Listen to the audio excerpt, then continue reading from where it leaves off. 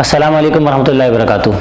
दोस्तों, आपके मुशाहिदे में ये बात आई होगी कि जब हमारे घर में कोई अजीज़ रिश्तेदार या कोई ख़ास मेहमान आने वाला होता है तो पूरे घर में एक ख़ास माहौल होता है मेहमान के इस्तकबाल का। घर के अंदर सफाई का तमाम होता है, हर चीज़ उसकी अपनी जगह पर रखी जाती है और मेहमान के इस्तकबाल के लिए मुख्तलिफ़ अनवा के पकवान तैयार किए जाते हैं। बस कोई भी चीज़ जो मेहमान के इस्तकबाल के लिए लाजिम हो उसका एहतमाम किया जाता है। बिल्कुल इसी तरीके से कुछ दिनों में एक ऐसा महीना हम पर साया-फ़िकन होने वाला है जो बतौर मेहमान आ रहा है। ये 30 दिनों का महीना अल्लाह रब्बुल आलमीन की तरफ से एक नेमत से कम नहीं है। ये कौन सा महीना है? ये माह रमज़ान है। ये वो रमज़ान मुबारक का महीना कि जिसमें कुरान नाजिल हुआ, शहरु रमज़ान अल्लज़ी उन्ज़िल फ़ीहिल कुरान। और ये कुरान क्या है? हुदल लिन्नास, ये लोगों के लिए हिदायत है। ये रमज़ान मुबारक का महीना क्या है? नबी करीम सल्लल्लाहु अलैहि वसल्लम ने फरमाया कि रमज़ान का महीना वो महीना है कि जिसमें एक नेकी का अजर फ़र्ज़ के बराबर कर दिया जाता है और फ़र्ज़ का सवाब 70 फ़राइज़ के बराबर दिया जाता है। गोया ये रमज़ान का महीना नेकियों को करने का महीना है। क्यों?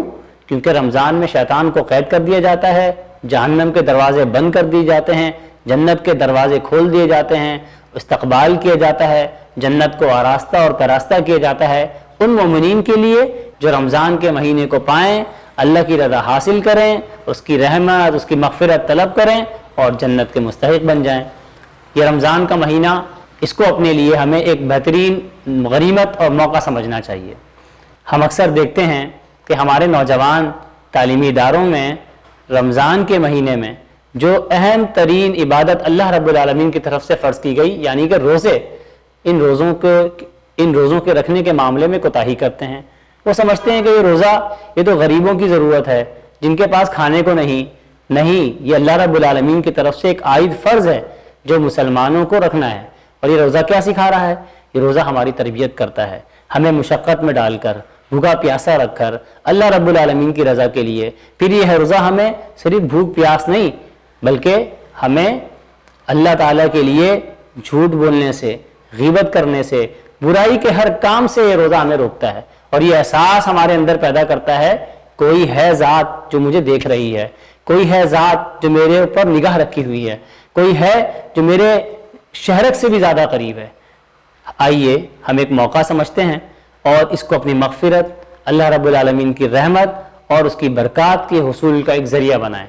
इसका पहला अशरा हमारे लिए रहमत बने, दूसरा अशरा हमारे लिए मग़फ़िरत बने और हकीकतन इसका तीसरा अशरा हमारे लिए जहन्नम से निजात का परवाना बन जाए। क्यों?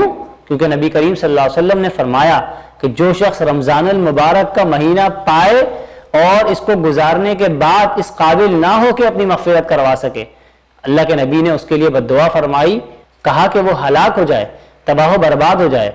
तो मेरे दोस्तों और साथियों, इस हलाकत और बर्बादी से कौन न बचना चाहेगा? मैं भी और आप भी। और आखिरी बात ये कि यह रमज़ान मुबारक का महीना वो महीना है जिसमें कुरान नाजिल हुआ। कुरान मजीद क्या है?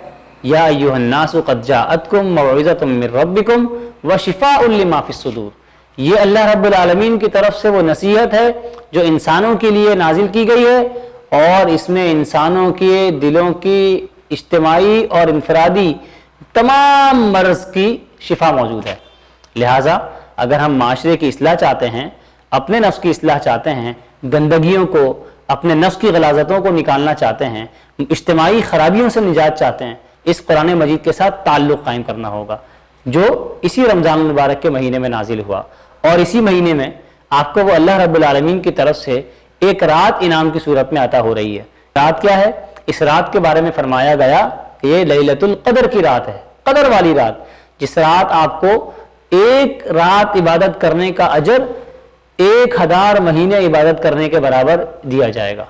गोया ये रमज़ान मुबारक का महीना हमारे लिए अल्लाह ताला की तरफ से नेकियां समेटने, गुनाहों को अपने दामन से धोने के लिए एक बोनस महीने के तौर पर मिल रहा है।